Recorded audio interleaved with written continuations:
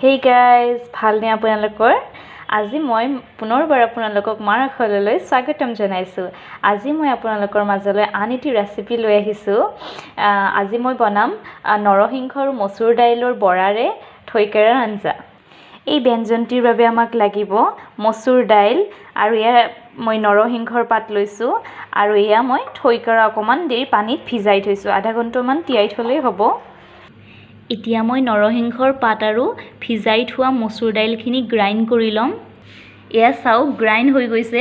মই অকমান গোটে একদম মিহি গ্ৰাইণ্ড কৰা নাই কাৰণ মিহি গ্ৰাইণ্ড কৰিলে বৰাটো ভাল নালাগিব ন খাই সেই কাৰণে।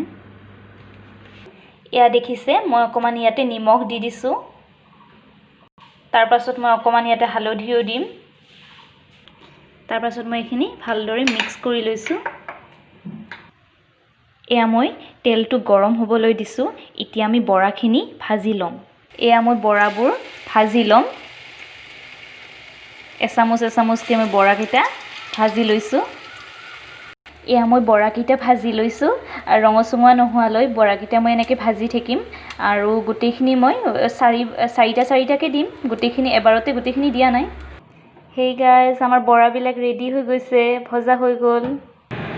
মই এতিয়া টেঙাৰ আঞ্জাখনৰ বাবে সম্ভাৰ দিম। সম্ভাৰ দিয়াৰ বাবে মই তেলত প্ৰথমতে শুকান জলকীয়া দিছোঁ।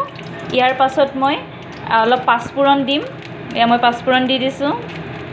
ইয়াৰ পাছত মই অকণমান সৰিয়হ দিম। মই এতিয়া টেঙাৰ আঞ্জাখনৰ বাবে ভিজাই লোৱা থৈকাৰাৰ পানীখিনি আৰু লগতে থৈকাৰাখিনিও দি দিম। দেখিছে আপোনালোকে, মই এতিয়া হালধি অকণমান দিম ইয়াতে। হালধিখিনি দি দিছোঁ। মই হালধিখিনি দি দিছোঁ, অকণমান লাৰি দিছোঁ। নিমখ দিম।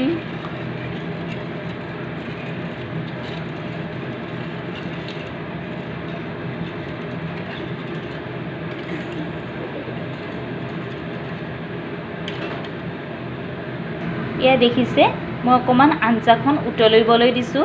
5-10 মিনিট উতলাৰ পাছত মই বৰাখিনি দি দিম। দেখিছে আঞ্জাখন সুন্দৰকৈ উতলিছে। মই এতিয়া ভাজি লোৱা বৰাবোৰ ইয়াতে দি দিম।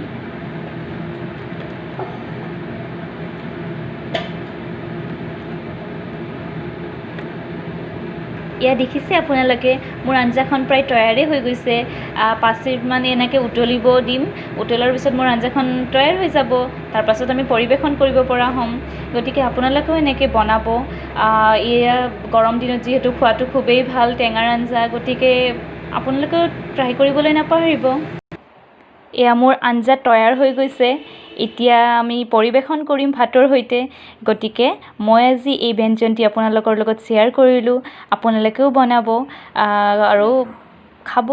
গতিকে আজি যদি আপোনালোকৰ এই ব্যঞ্জনটি ভাল লাগিল, মোক লাইক কৰিবলৈ নাপাহৰিব, শ্বেয়াৰ কৰিব আৰু ছাবস্ক্ৰাইব কৰিব।